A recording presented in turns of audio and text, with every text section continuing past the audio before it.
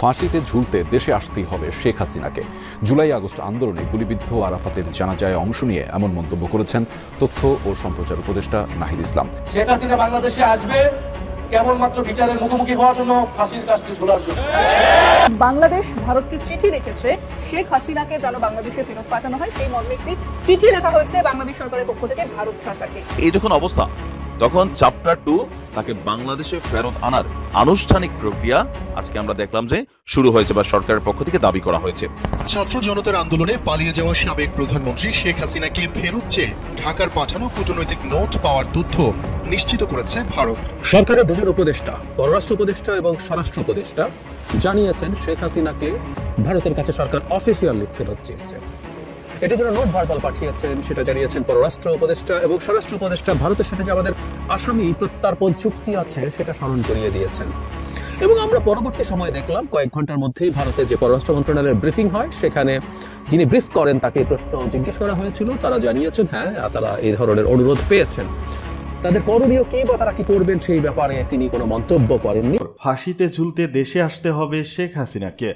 সম্মানিত দর্শক শ্রোতা, আসসালামু আলাইকুম। নতুন একটা নিউজ ভিডিওতে আপনাদের জানাচ্ছি স্বাগতম। এইমাত্র পাওয়া তাজা এবং গরম খবর। আজকের এই ভিডিওটা কেমন হতে চলেছে, কতটা গুরুত্বপূর্ণ আশা রাখছি ভিডিওর অংশ বেশি দেখে বুঝে গিয়েছেন ডক্টর মোহাম্মদ ইউনূস কিভাবে যুক্তরাষ্ট্রের সাথে হাত মিলিয়ে ভারতকে ধ্বংস করার এক পরিকল্পনা সাজিয়েছে।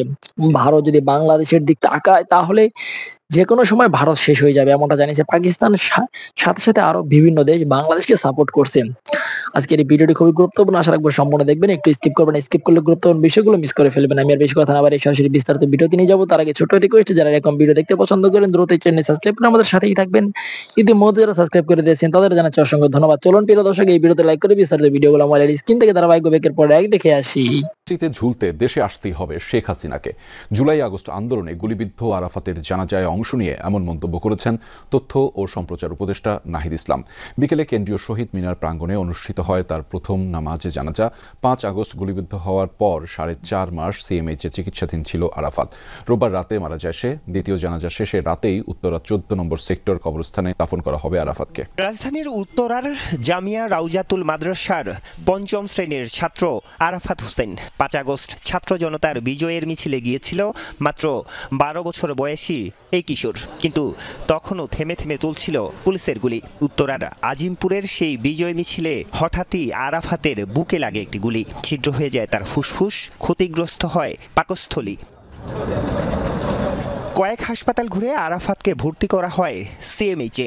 চিকিৎসা চলে 4 মাস 18 দিন। কথা ছিল উন্নত চিকিৎসার জন্য পাঠানো হবে বিদেশে, কিন্তু তার আগেই রোববার রাতে মৃত্যু হয় তার। উন্নত চিকিৎসার জন্য তার সব কাগজপত্রগুলো আমরা রেডি করি। আজকে তার ফ্লাইট করার কথা ছিল আর কি। প্রত্যেকটা মৃত্যুর বিচার চাচ্ছি দেশ ও সকলের কাছে, এই বিষয়গুলো আমাদের করা লাগবে। সোমবার বিকেল 3:30টায় কেন্দ্রীয় শহীদ মিনারে অনুষ্ঠিত হয় আরাফাতের নামাজে জানাজা। অংশ নেন তথ্য উপদেষ্টা নাহিদ ইসলাম, প্রধান উপদেষ্টার প্রেস সচিব শফিকুল আলম, ছাত্র আন্দোলনের অন্যতম সমন্বয়ক সার্জিস আলম সহ বিভিন্ন শ্রেণী পেশার মানুষ। জানাজার আগে আরাফাতের মরদেহ কেন্দ্রীয় শহীদ মিনারে আনা হলে তৈরি হয় শোকের আবহ। ছাত্র জনতাকে গুলি করে হত্যার বিচার দাবি করেন আরাফাতের বাবা। এরকম কোনো মায়ের সন্তান আর এরকম শিশু বাচ্চা কারো যেন সন্তান এই দেশের ভিতরে এরকম গুলিবিদ্ধ যাতে না হয়। জুলাই আন্দোলনে নিহত প্রতিটি পরিবারকে পুনর্বাসনের কথা বলেন প্রধান উপদেষ্টার প্রেস সচিব। প্রত্যেকটা খুনির বিচার হবে, একটা ছাড় দাও বাদ যাবে না, নিশ্চিত থাকেন। এই বাংলাদেশ যতদিন থাকবে এই আরাফাতদেরকে আমরা ভুলবো না। আমরা যেন আমার এক শহীদ পরিবারকে অন্তত এটুকু বলতে পারি যে যেই খুনিরা আমার ভাইদের কিভাবে শহীদ করেছে সেই খুনিদের বিচারে বাংলার মাটিতে হয়েছে। শহীদ আরাফাত আমাদের কাছ থেকে চলে গেছে, কিন্তু শহীদ আরাফাত আমাদেরকে স্বাধীনতা দিয়ে গেছে। এখনো মৃত্যুর মিছিল শেষ হয়নি, এর মধ্যেই চলছে ষড়যন্ত্র। ভারতে বসে যারা এই ষড়যন্ত্র করছে তাদের বিচারের মুখোমুখি হতে মানসিক প্রস্তুতি নেয়ার কথা বলেন তথ্য উপদেষ্টা। ভাবছে যে বাংলাদেশকে তারা বাইরে থেকে অস্থিতিশীল করবে, তাদেরকে বলবো যে বিচারের সম্মুখীন হওয়ার জন্য মানসিকভাবে প্রস্তুতি নিন। আজকে আমাদের যে আলোচনার বিষয় তা আশা করি আপনারা বুঝতেই পারছেন, সেটা হচ্ছে বাংলাদেশ। এবং বাংলাদেশ ভারতকে চিঠি লিখেছে শেখ হাসিনাকে যেন বাংলাদেশে ফেরত পাঠানো হয়, সেই মর্মে একটি চিঠি লেখা হয়েছে বাংলাদেশ সরকারের পক্ষ থেকে ভারত সরকারকে। ঠিক কি বলা হয়েছে চিঠিতে এবং কি বক্তব্য রয়েছে বাংলাদেশে, আমি অঙ্কুরদার কাছ থেকে জানতে চাই। যেটা ইন্ডিয়ানি আমরা সকলেই জানি যে গত 5ই অগস্ট বাংলাদেশে যে অস্থির পরিস্থিতি তৈরি হয়েছিল, তারপরেই সেখানকার প্রাক্তন প্রধানমন্ত্রী শেখ হাসিনা ভারতবর্ষে আশ্রয় চান, তিনি চলে আসেন এবং তারপরে বাংলাদেশে একটা অন্তর্বর্তী প্রশাসন গড়ে ওঠে এবং সেই অন্তর্বর্তী প্রশাসনের প্রধান উপদেষ্টা হন মোহাম্মদ ইউনূস, নোবেলজয়ী। এবং এই অন্তর্বর্তী প্রশাসনের পক্ষ থেকে আজকে সকালবেলা পররাষ্ট্র বিষয়ক যিনি উপদেষ্টা রয়েছেন মোহাম্মদ তৌহিদ হোসেন, তিনি নয়াদিল্লিতে একটি আবেদন পাঠিয়েছেন। কি সেই আবেদন? প্রাক্তন প্রধানমন্ত্রী শেখ হাসিনা, তিনি ভারতবর্ষে রয়েছেন, তাকে যেন বন্দি প্রত্যর্পণ চুক্তি অনুসারে বাংলাদেশে ফেরত পাঠানো হয়। 2013 সালে হয়েছিল এই বন্দি প্রত্যর্পণ চুক্তি বাংলাদেশ এবং ভারতের মধ্যে, এবং সেই চুক্তি অনুযায়ী তারা ফেরত চেয়েছে। এবার ঠিক কি কারণে শেখ হাসিনাকে ফেরত চাওয়া হচ্ছে? 17ই অক্টোবর শেখ হাসিনার বিরুদ্ধে একটি গ্রেপ্তারি পরোয়ানা জারি করা হয় এবং সেই পরোয়ানায় শেখ হাসিনার বিরুদ্ধে অভিযোগ ছিল বাংলাদেশে গণহত্যা এবং মানবতা বিরোধী অপরাধের অভিযোগ রয়েছে শেখ হাসিনা সহ 45 জনের বিরুদ্ধে। তারই প্রেক্ষিতে নভেম্বর মাসে একটি ইন্টারপোলের রেড কর্নার নোটিশও জারি করা হয়েছে শেখ হাসিনার বিরুদ্ধে। এই অভিযোগের প্রেক্ষিতেই বাংলাদেশের বক্তব্য, যেহেতু বন্দি প্রত্যর্পণ চুক্তি রয়েছে, ফলে তাদের দেশের দোষী সাব্যস্ত গ্রেপ্তারি পরোয়ানা থাকা অপরাধী শেখ হাসিনা এই মুহূর্তে ভারতে রয়েছে, তাই ভারত যেন এই অপরাধীকে বাংলাদেশে ফেরত পাঠিয়ে দেয়, এটাই চিঠিতে বলা হয়েছে। একেবারে। তবে সেক্ষেত্রে অঙ্কুর দেবের ভারতের কি করণীয় থাকছে? ভারতের যেটা করণীয় থাকছে সেটা অত্যন্ত গুরুত্বপূর্ণ। ভারত যদি বাংলাদেশের এই আবেদন মেনে যদি শেখ হাসিনাকে বাংলাদেশে ফেরত পাঠিয়ে দেয় বন্দি প্রত্যর্পণ চুক্তি মেনে, সেটা ভারত করতে পারে। কিন্তু ভারতের সঙ্গে শেখ হাসিনার দীর্ঘদিনের সম্পর্ক, বাংলাদেশের সংখ্যালঘুদের রক্ষার জন্য আওয়ামী লীগের শেখ হাসিনার যে নেতৃত্বাধীন যে সরকার, তা দীর্ঘদিন ধরে তারা একটা মোটের ওপর ধর্মনিরপেক্ষ সরকার চালিয়েছে। সংখ্যালঘুরা তুলনায় সেখানে নিরাপদ ছিলেন। কিন্তু বর্তমান অন্তর্বর্তী প্রশাসনের বিরুদ্ধে অন্তত 2200টি অভিযোগ রয়েছে যে এই বাংলাদেশে গত এক বছরে 2200টি অপরাধ হয়েছে সংখ্যালঘুদের বিরুদ্ধে, যার মূল হয়েছে এই অগস্ট থেকে এই ডিসেম্বর পর্যন্ত, যার অধিকাংশ অপরাধ হয়েছে এই সময়। ফলে এই শেখ হাসিনাকে ভারত এই অন্তর্বর্তী প্রশাসনের অনুরোধ বা আবেদন মেনে ফেরত দেবে কিনা তা নিয়ে প্রশ্ন উঠছে। কিন্তু বন্দি প্রত্যর্পণ চুক্তি কি বলছে? ভারত কি সেটা না দিয়ে থাকতে পারে? যদি এই বন্দি প্রত্যর্পণ চুক্তির দিকে আমরা তাকাই, তাহলে প্রথম 1 থেকে 5 নম্বর ধারা অবধি ভারতকে কিভাবে ফেরত দিতে পারে, দুই দেশ বন্দি প্রত্যর্পণ কিভাবে করতে পারে, তার ক্লজগুলো রয়েছে, সেই ধারাগুলি রয়েছে। কিন্তু যদি না দিতে চায় কোনো এক পক্ষ, ভারত যদি না দিতে চায় বন্দিকে ফেরত, সেক্ষেত্রে ভারত কোন কোন ধারায় কি করতে পারে? যদি 6 নম্বর ধারার দিকে দেখি, সেখানে রাজনৈতিক উদ্দেশ্যে যদি ভারতের কাছে কোনো বন্দীকে চাওয়া হয়, তাহলে ভারত ফেরত দিতে না পারে। কিন্তু এই 6-এর 2 ধারাতেই যেটা বলা হচ্ছে যে যদি কোনো ব্যক্তির বিরুদ্ধে গণহত্যা এবং মানবতা বিরোধী অপরাধের অভিযোগ থাকে, তাহলে ভারত যে দেশ আশ্রয় দিয়েছে তাকে তা ফেরত দিতে হবে। অর্থাৎ এই গণহত্যার অভিযোগ রয়েছে শেখ হাসিনার বিরুদ্ধে, ফলে 6-এর 2 ধারা অনুযায়ী ভারতকে ফেরত দিতে হবে, ভারত রাখতে পারবে না। 7 নম্বর ধারা, 7 নম্বর ধারায় বলা হয়েছে যে দেশে আশ্রয় নিয়েছেন শেখ হাসিনা, অর্থাৎ ভারতে আশ্রয় নিয়েছেন, তার বিরুদ্ধে যদি ভারতে কোনো অভিযোগের প্রেক্ষিতে বিচার চলে, তাহলে ভারত ওই শেখ হাসিনাকে বন্দি প্রত্যর্পণ চুক্তি মেনে বাংলাদেশে ফেরত নাও দিতে পারে। কিন্তু ভারতে শেখ হাসিনার বিরুদ্ধে কোনো অভিযোগ নেই, কোনো বিচার চলছে না, ফলে এই 7 নম্বর ধারাও নাকচ হয়ে যাচ্ছে বন্দি প্রত্যর্পণের প্রেক্ষিতে শেখ হাসিনাকে না ফেরত দেওয়ার জন্য। 8-এর 3-এর এ, 8-এর 1-এর 3 ধারা, এই ধারা অনুযায়ী ভারতে যে বন্দি প্রত্যর্পণ যে চুক্তি রয়েছে, সেখানে বলা হচ্ছে যদি শেখ হাসিনা বলেন যে তাকে যে ফেরত চাইছে বাংলাদেশ প্রশাসন, এই অন্তর্বর্তী প্রশাসন আদতে চাইছে তাকে রাজনৈতিক উদ্দেশ্যে, কোনো ন্যায় বিচারের স্বার্থে নয়। আর আমরা যদি সেই প্রেক্ষাপটে দেখি যে সেখানে শেখ হাসিনাকে কার্যত খুনের হুমকি দেওয়া হয়েছিল, সেই কারণেই প্রাণ বাঁচাতেই তিনি চলে এসেছিলেন ভারতবর্ষে।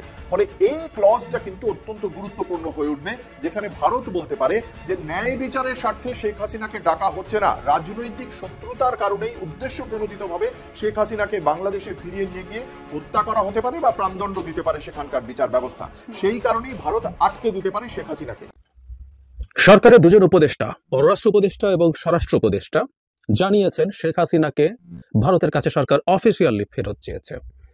এটার জন্য নোট ভার্বাল পাঠিয়েছেন, সেটা জানিয়েছেন পররাষ্ট্র উপদেষ্টা এবং স্বরাষ্ট্র উপদেষ্টা। ভারতের সাথে যে আমাদের আসামি প্রত্যর্পণ চুক্তি আছে সেটা স্মরণ করিয়ে দিয়েছেন। এবং আমরা পরবর্তী সময় দেখলাম কয়েক ঘন্টার মধ্যেই ভারতের যে পররাষ্ট্র মন্ত্রণালয়ে ব্রিফিং হয়, সেখানে যিনি ব্রিফ করেন তাকে প্রশ্ন জিজ্ঞেস করা হয়েছিল, তারা জানিয়েছেন হ্যাঁ তারা এই ধরনের অনুরোধ পেয়েছেন। তাদের করণীয় কি বা তারা কি করবেন সেই ব্যাপারে তিনি কোনো মন্তব্য করেননি। আমরা এটাই একটু বুঝতে চাইবো যে সরকার হঠাৎ এই পরিবর্তন কেন? হ্যাঁ, একটা পরিবর্তন আছে খুব মেজর, এবং ভারত আসলে কি করতে যাচ্ছে, পরিবর্তনটা কি বোঝার জন্য আমরা একটু দেখব 30 অক্টোবর আমাদের প্রধান উপদেষ্টা ফিনান্সিয়াল টাইমসকে একটা সাক্ষাৎকার দিয়েছিলেন। সেখানে শেখ হাসিনা সম্পর্কে কি বলছেন? তিনি বলছেন বর্তমান সরকার অবিলম্বে শেখ হাসিনাকে ফিরিয়ে দিতে ভারতকে চাপ দেবে না, তবে আন্তর্জাতিক অপরাধ ট্রাইব্যুনালে চলমান মামলার রায় হলে তাকে ফেরত চাওয়ার কথাও জানান তিনি। একদম খুব স্পষ্টভাবে করবেন এবং খুব ইন্টারেস্টিং ব্যাখ্যাও উনি দিয়েছেন। এই মুহূর্তে বাংলাদেশ তার বড় প্রতিবেশী দেশের সঙ্গে কূটনৈতিক উত্তেজনা এড়াতে এমন সিদ্ধান্ত নিয়েছে। তাহলে তাকে চাওয়ার কথা কখন বলা হয়েছে? যখন আন্তর্জাতিক অপরাধ ট্রাইব্যুনালে চলমান মামলার রায় হলে তাকে ফেরত চাওয়া হবে। আমরা একটু খেয়াল করবো, ডক্টর ইউনূস প্রথমে বলেছিলেন তাকে চাওয়া হবে এবং অস্পষ্ট ছিল পিটিআইয়ের সাথে, এবং সেখানে শেখ হাসিনা সম্পর্কে বলেছিলেন তাকে চাওয়ার আগ পর্যন্ত যতদিন তিনি ভারতে আছেন তাকে মুখ বন্ধ রাখতে হবে। পরবর্তীতে তিনি এই জায়গায় এসে ভারতের সাথে কূটনৈতিক এক ধরনের সমস্যা এড়ানোর জন্য তিনি চাপ এই মুহূর্তে দিচ্ছেন না, সেটা তার যদি মামলার রায় হয়। এবং তখন আমরা অনেকে এটা বলতে চেয়েছি, আমি অন্তত বলেছি, সেটা হলো সরকার তার জায়গা থেকে এই যে উত্তেজনা আছে এটা ডিএসকালেট করতে চাইছে, ভারতকে বিব্রতকর পরিস্থিতির মধ্যে ফেলতে চাইছে না। কারণ শেখ হাসিনাকে চাওয়া পরিস্থিতি তৈরি হয়ে গিয়েছিল নভেম্বরের মাঝামাঝি, কারণ তার বিরুদ্ধে যে গ্রেপ্তারি পরোয়ানা জারির কথা, কারণ আগে তাকে সময় দেওয়া হয়েছিল 1 মাস, সে 1 মাস নভেম্বরের মাঝামাঝি শেষ হয়ে গেছে, কিন্তু তিনি আত্মসমর্পণ করেননি আদালতে। ফলে তার বিরুদ্ধে গ্রেফতারি পরোয়ানা জারি সবকিছু হয়েছে, এবং তখনই তাকে চাওয়া যেতে পারে যে আমার একজন পলাতক অভিযুক্ত ভারতের মাটিতে আছে, ভারতকে আমরা বলতে পারি যে তুমি তাকে ফেরত পাঠাও, তার বিচার আমরা করছি। অ্যাপারেন্টলি খেয়াল করবো আমরা 30 অক্টোবর এসেই, নভেম্বরের মাঝামাঝি টাইম শেষ হচ্ছে, কিন্তু 30 অক্টোবরই ডক্টর ইউনূস সাক্ষাৎকারে জানিয়ে দিচ্ছেন আমরা এখন চাইছি না তাকে। সেই জায়গা থেকে সরকার আবার সরে আসলো এবং এটা আবার তারা অফিসিয়ালি চেয়েছেন। আমি এটাকে একটা স্মার্ট মুভ মনে করি। আমি নিজে এই কথাটা আমার অন্তত এইগুলোতে বলেছি যে সরকারের তাকে ফেরত চাওয়া উচিত এখন, আগে যাই বলে থাকুক না কেন মনে করেছি এটা স্মরণ করিয়ে দেয়। যারা আমার নিয়মিত দেখেন শোনেন তারা জানেন আমি কেন বলেছিলাম, তারপরে একটু বলতে চাই। সাম্প্রতিক সময় শেখ হাসিনা ওনার বার বেড়েছে বলি না, ওনার অনেক বার বেড়েছে। বারটা কি, উনি একরকম লিক করে, মানে অ্যাপারেন্টলি, অথচ উনি আসলে রেকর্ড করে তার অডিও কল ছাড়ছিলেন। তারপর উনি পোস্টারিং করছেন অন্তত 4টা জায়গায়, 3টা জায়গায় পোস্টারিং হয়েছে। প্রথম একটা কোনো পোস্টারিং ছাড়া একটা সভায় বক্তৃতা দিয়েছেন, তারপর 3টা জায়গায় রীতিমতো পোস্টারিং করে তিনি জনসভা করেছেন।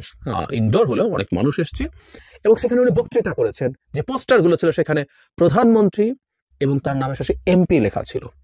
সো এইরকম ন্যারেটিভের বক্তব্য নিয়ে তিনি হাজির হচ্ছিলেন একটার পর একটা ঘোষণা দিয়ে। জাস্ট ভিডিও কলটা বাকি ছিল।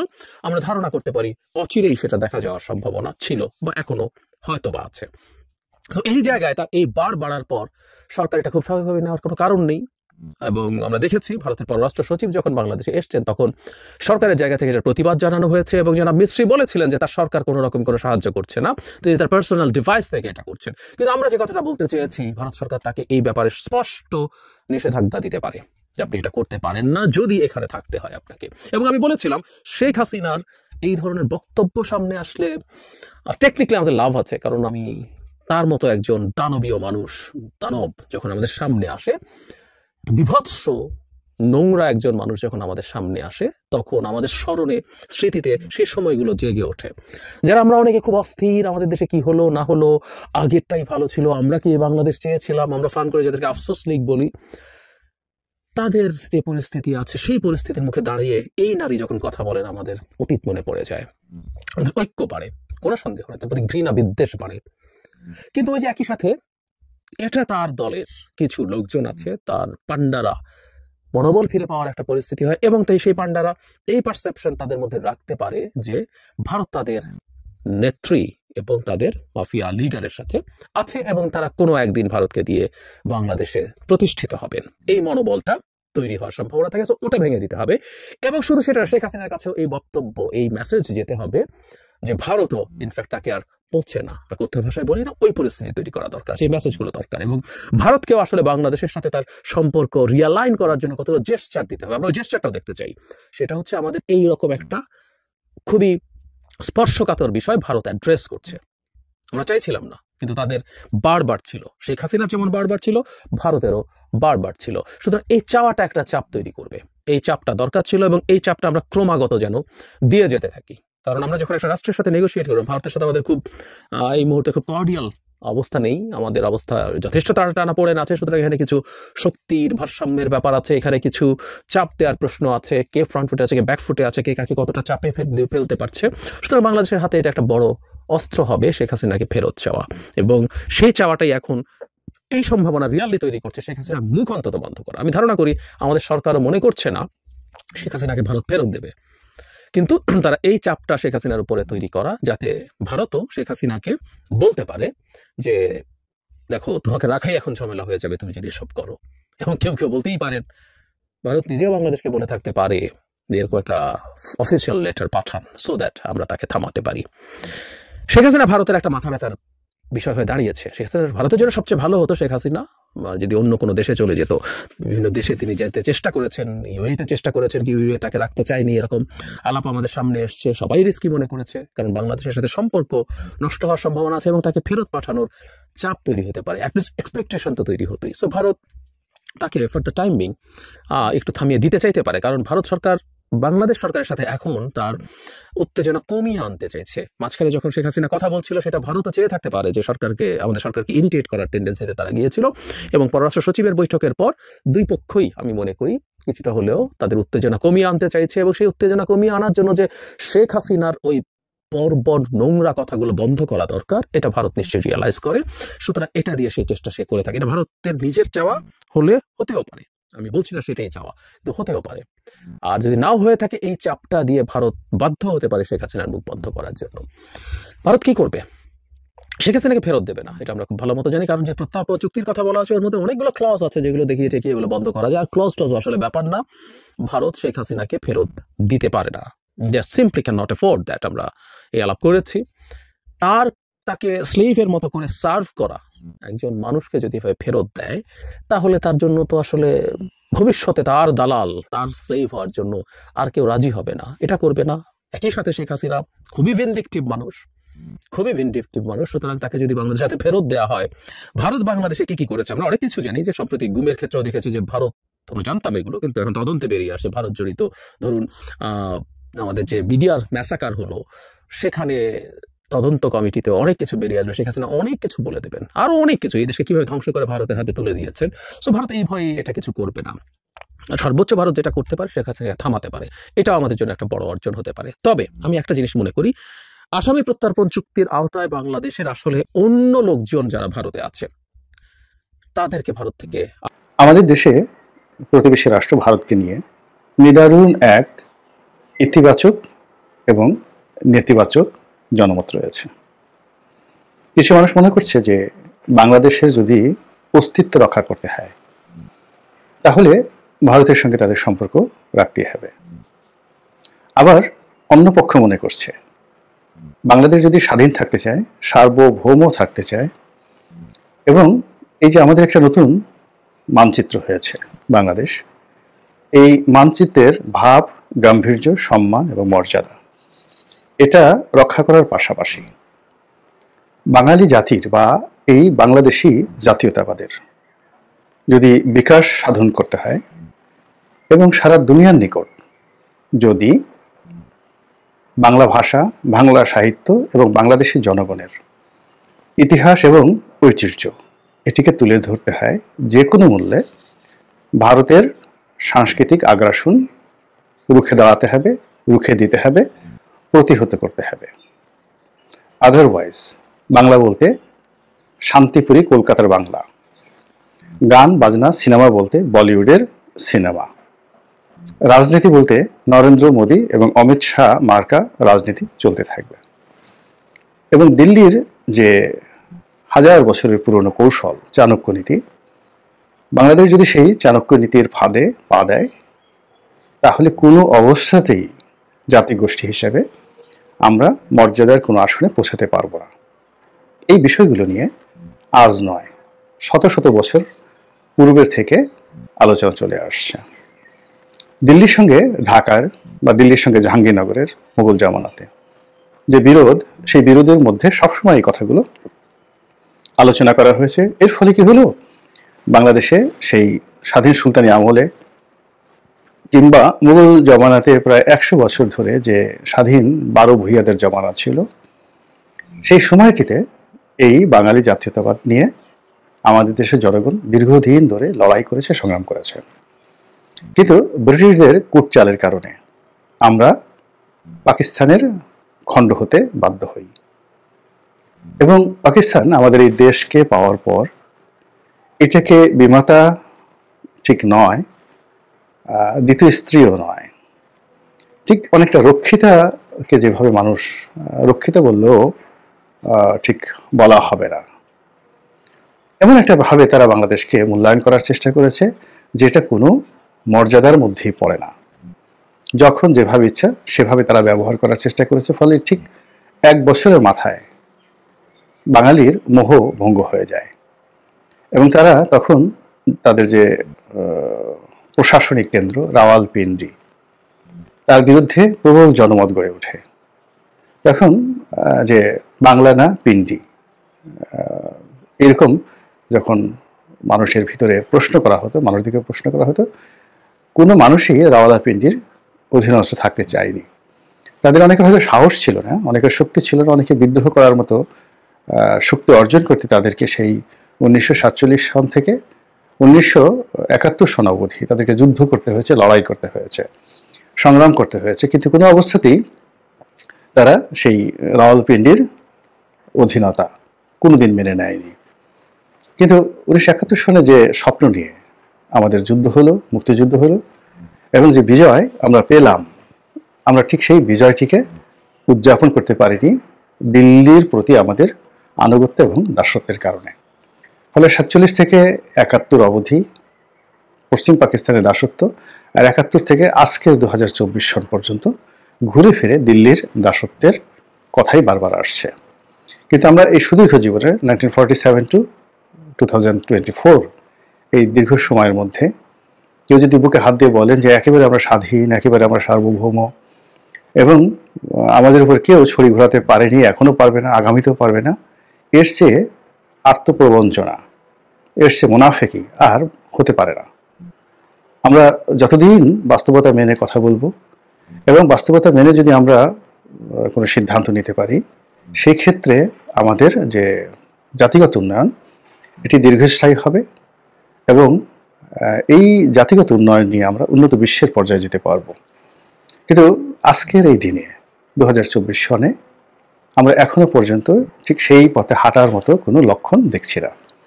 যেমন ধরুন 2024 সনের জুলাই আগস্টে যে বিপ্লব, এই বিপ্লবের পর সবচেয়ে বড় একটা সম্ভাবনা আমাদের জীবনে তৈরি হয়ে গেছে স্বাধীন হওয়ার, স্বাধীন পররাষ্ট্রনীতি করার, দেশটিকে একটি ভিত্তিমূলের উপর দাঁড় করানোর এবং আমাদের যে শোষণ, আমাদের যে বঞ্চনা, এগুলোকে কাটিয়ে উঠে একটি নতুন দিগন্তের উন্মোচন করা। কিন্তু আমরা সেটা এখনো পর্যন্ত শুরুই করতে পারিনি। আমরা ভারতকে ঠেকানোর জন্য আবার পাকিস্তানমুখী হওয়ার জন্য প্রাণান্ত চেষ্টা চালাচ্ছি। ফলে এই মুহূর্তে আপনি দেখবেন আমাদের দেশে হঠাৎ করে কায়েদে আজম মোহাম্মদ আলী জিন্নাহর নাম বারবার উচ্চারিত হচ্ছে এবং আমাদের ঢাকা শহরে যে সকল রাস্তার নাম জিন্নাহ সড়ক ছিল, কিংবা ঢাকা বিশ্ববিদ্যালয়ের যে হলের নাম জিন্নাহ হল ছিল, কিংবা আমাদের জাহাঙ্গীরনগর ইউনিভার্সিটির নামের আগে যে মুসলিম ছিল শব্দটি, এই বিষয়গুলো আবার নতুন করে বিতর্ক তৈরি করেছে এবং যারা এই জুলাই আগস্ট বিপ্লবের সুফল এই মুহূর্তে ভোগ করছেন তাদের একটা বিরাট অংশ পাকিস্তানমুখী একটি রাজনীতি, একটি অর্থনীতি, একটি সমাজ ব্যবস্থা নতুন করে আবার শুরু করার জন্য ব্যাপক প্রচার এবং প্রোপাগান্ডা চালাচ্ছেন। আমরা কোন পর্যায়ে গিয়ে ঠেকব, আগামীতে আমাদের কি হবে, মোটামুটি আমি সেই আগস্ট মাসের 7-8 তারিখ থেকে যেটা বলার চেষ্টা করছি যে আমরা একটা ঘূর্ণিপাকের মধ্যে পড়েছি এবং এই ঘূর্ণিপাক থেকে বের হওয়ার জন্য কম করলে 5 থেকে 7 বছর বা 10 বছর সময় আমাদের লাগতে পারে। এই 10 বছর আগে বেঁচে থাকতে হবে, টিকে থাকতে হবে এবং অস্তিত্ব বজায় রাখতে হবে। যারা খুব রাতারাতি মন্ত্রী হওয়ার জন্য, এমপি হওয়ার জন্য, রাষ্ট্র ক্ষমতা যাওয়ার জন্য যারা স্বপ্ন দেখছেন, তাদের অনেকের সঙ্গে আমি একমত নই। আবার একই সঙ্গে যারা ফিরে আসার, দিল্লি থেকে, কলকাতা থেকে যারা ফিরে আসার জন্য প্রাণান্ত চেষ্টা করছে এবং স্বপ্ন দেখছে যে খুব দ্রুত তারা ফিরে এসে আবার তাদের সেই মসনদ তারা অধিকার করবে এবং আগের মতো তারা ছড়িয়ে ঘুরাবে, এটি আমার কাছে একটা অসম্ভব বিষয় বলে মনে হচ্ছে। কিন্তু এর ফাঁকে আমাদের যে বিবর্তনগুলো হচ্ছে, যেমন ধরুন ভারত আমাদেরকে ভিসা দেওয়া বন্ধ করে ফেলেছে, আমরা এখন ভারত যেতে পারছি না, এবং ভারত থেকে আমাদের যে আমদানি বাণিজ্য এটি বলতে গেলে একটা বিরাট অংশ, বিশেষ করে যেগুলো কনজিউমার প্রোডাক্ট, খাদ্যপণ্য এবং নিত্য ব্যবহার্য পণ্য, এইগুলোতে বাধার সৃষ্টি হয়েছে। ফলে আমরা বিকল্প ভারত থেকে আনার পরিবর্তে আমরা বিকল্প পথে এখন পাকিস্তান থেকে আনার চেষ্টা করছি। ইতিমধ্যে পাকিস্তানের সঙ্গে আমাদের সড়ক যোগাযোগ তো যেটা ভারতের সাথে ছিল সেটা সম্ভব হবে না, রেল যোগাযোগও ভারতের মতো সম্ভব হবে না। তারপর কিন্তু একটা বিষয় আছে, সেটা হলো সমুদ্র যোগাযোগ। আর সমুদ্র পথে পণ্য পরিবহনের ক্ষেত্রে যদি মালামাল ঠিক হয়, তাহলে করাচি বন্দরের সঙ্গে চট্টগ্রাম বন্দরের যে যোগাযোগ এবং ফ্রিকোয়েন্সি যেটি স্থাপন করা সম্ভব, সেটি ভারতের হলদিয়া, নাভাশিবা কিংবা অন্য যে কোনো গুরুত্বপূর্ণ যে বন্দরগুলো রয়েছে সেখানকার তুলনায় পাকিস্তানের করাচি বন্দর থেকে তুলনামূলকভাবে সহজ এবং কম ব্যয় সম্পন্ন। এবং পাকিস্তানের যে প্রোডাক্টগুলো, বেশি করে চাল, ডাল, তারপর পেঁয়াজ, মরিচ, এরপর সুতা, এগুলো ভারতের পণ্যের তুলনায় অনেক অনেক যাকে বলা হয় গুণসম্পন্ন এবং মানসম্পন্ন। তো ইদানিং পাকিস্তান থেকে নিয়মিত জাহাজ চলাচল শুরু হয়েছে, কন্টেনার জাহাজ, যে লোকগুলোকে বলা হয় লাইনার ভ্যাসেল। তো এই লাইনার ভ্যাসেলগুলো আসছে, প্রথমে একবার এসেছিল, দ্বিতীয়বার আবার এসেছে, প্রায় 800 কন্টেনার নিয়ে পণ্যবাহী সামগ্রী নিয়ে আসছে। সেখানে মেশিনারিজ থেকে শুরু করে বিভিন্ন গুরুত্বপূর্ণ কাঁচামাল এসেছে, এবং এটা আরও বেশি মাত্রায় আসবে বলে সংশ্লিষ্ট যারা ব্যবসায়ী তারা বলার চেষ্টা করছেন। ফলে কি হচ্ছে, বারবার সেই পিণ্ডির কথা চলে আসছে। একে তো ভারত থেকে পণ্য আসছে না, পাকিস্তান থেকে পণ্য আসছে। দ্বিতীয়ত যেটি হলো, আমাদের দেশে এই মুহূর্তে যারা রাজনীতির সুবিধাজনক অবস্থান রয়েছে তাদেরকে পুরো পাকিস্তানি মানুষ হিসেবে আমাদের দেশের জনগণ জানেন। আর পাকিস্তান এই সুযোগটি কাজে লাগিয়ে তার বন্ধুত্বের যে হাত, সর্বোচ্চ হাত বাংলাদেশের দিকে তারা বাড়িয়ে দিয়েছে, এবং এটি পুরো পাকিস্তান সরকার বাংলাদেশে প্রতিষ্ঠিত হোক এই জন্য পাকিস্তান তার এই দুরবস্থার মধ্যে হলেও এখানে বিনিয়োগ করতে আগ্রহী, সেটা মিলিটারি সেক্টরে হোক কিংবা কমার্শিয়াল সেক্টরে হোক কিংবা সমুদ্র বাণিজ্য হোক, তারা বিনিয়োগ করতে আগ্রহী। ইতিমধ্যে তাদের যে যুদ্ধ বিমানটি তারা চীনের সহযোগিতায় উৎপন্ন করেছে, এটি আকাশপথে MiG-29, রাশিয়ার তৈরি যে MiG-29, কিংবা F-16 যেটা আমেরিকার তৈরি খুব অত্যাধুনিক জঙ্গি বিমান, MiG-29 এবং F-16, একটা রাশিয়ার আর একটা হলো আমেরিকার। এই দুটো অত্যাধুনিক যুদ্ধ বিমানের সমপর্যায়ের যুদ্ধ বিমান পাকিস্তান তৈরি করে ফেলেছে, কিন্তু মেনটেন্যান্স কস্টের দিক থেকে এবং মূল্যের দিক থেকে সম্ভবত 3 ভাগের 1 ভাগ। তো এই ধরনের জঙ্গি বিমান বাংলাদেশে তারা রপ্তানি করতে ইচ্ছুক, এমনকি মাগনাও দিতে ইচ্ছুক। এর কারণ হলো তারা ভারতকে মোকাবেলা করতে চায়। এবং এখন যদি ডক্টর মোহাম্মদ ইউনূস চান, তাহলে মিস্টার নওয়াজ শরীফের যে ভাই শাহবাজ শরীফ এই মুহূর্তে যিনি আছেন, তিনি 1 ঘন্টার নোটিশে বাংলাদেশে আসতে প্রস্তুত।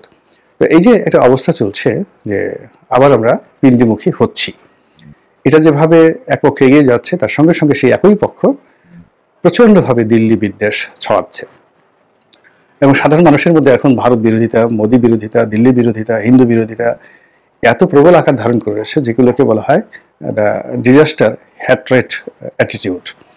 এই জিনিসগুলো বেড়ে যাচ্ছে। এর ফলে বৃহৎ একটি প্রতিবেশী রাষ্ট্রের সঙ্গে আমাদের এখন একটা রীতিমতো যুদ্ধাবস্থা বিরাজ করছে। কয়েকদিন খুব উত্তেজনা দেখা দিয়েছে, বাক্যবান ও বাংলা থেকে করা হয়েছে, বাংলা থেকে করা হয়েছে, দিল্লি থেকে করা হয়েছে, ঢাকা থেকে করা হয়েছে, কিন্তু এখন বাস্তবতা হলো যে আমরা এই বাক্যবানের পর্যায়ে এখন আর নেই। এখন সম্ভবত অ্যাকশনের পর্যায়ে আমাদেরকেও যেতে হবে, এবং ভারতও আলটিমেটলি অ্যাকশনের পর্যায়ে চলে যেতে বাধ্য হয়েছে। এর ফলে কি হলো, পুরো মাঠ নীরব, নিস্তব্ধ এবং নির্জন। এবং এই যে নির্জনতা, এটা আমাদের মনে কিন্তু ভয় ধরিয়ে দিচ্ছে যে দিল্লি যদি সত্যিকার অর্থে আমাদের উপর খুব আগ্রাসী মনোভাব দেখায়, সেটা মোকাবেলা করার জন্য বিকল্প বন্ধুত্বের হাত আমরা পাকিস্তানকে পাবো, সেই হাত অথবা নাকি চীনকে পাবো। এই বিষয়গুলো নিয়ে কিন্তু আলোচনা দরকার আছে, খুবই জরুরি দরকার আছে। কারণ হলো, আপনি যে কোনো কারণে হোক না কেন, হুইসেলটা কিন্তু বাজিয়ে দিয়েছেন, বাঁশি বাজিয়ে দিয়েছেন, বাঁশিতে ফু দিয়েছেন, তো কাজেই সুর বের হবে, সেটা অসুর হোক কিংবা সুর হোক, এটা আলটিমেটলি বের হবেই। এবং সেই সুর মোকাবেলা করার জন্য আপনার যদি প্রস্তুতি না থাকে, তাহলে আপনাকে করুণ পরিণতি ভোগ করতে হবে। আল্লাহ রাব্বুল আলামিন। প্রিয় দেশবাসী, শুরু থেকে শেষ পর্যন্ত যারা এই ভিডিওটি দেখেছেন সকলকে জানাই অসংখ্য অসংখ্য ধন্যবাদ। যারা এরকম নিউজ ভিডিও পেতে পছন্দ করেন তারা অবশ্যই এই চ্যানেলটি সাবস্ক্রাইব করে পাশে থাকা বেল আইকনটি বাজিয়ে দিবেন। যারা এখনও এই ভিডিওটি শেয়ার করেননি, এই ভিডিওটি দ্রুত শেয়ার করে সকলকে দেখার সুযোগ করে দিন। আজকের মতন এই পর্যন্ত, দেখা হচ্ছে পরবর্তী কোনো ভিডিও নিয়ে ইনশাল্লাহ।